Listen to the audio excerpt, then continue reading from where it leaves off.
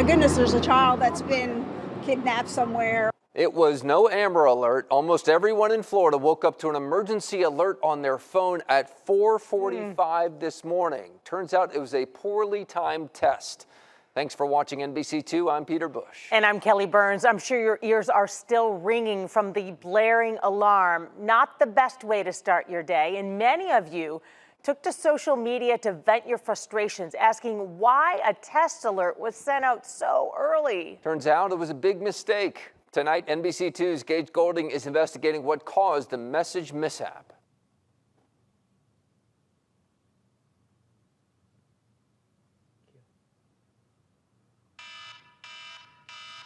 Well, that's usually the sound that you wake up to, right? Well, if you're like me and millions of other people all across the state of Florida, you probably rolled over to your phone to hear that emergency alert sound go off. That one that usually you hear for Amber Alerts or natural disasters.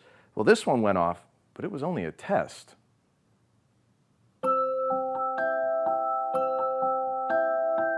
Most people, unless you're working night shift, are in a deep sleep at that point. That is until your alarm clock normally wakes you up, but that wasn't needed today since that emergency alert sound did it for you.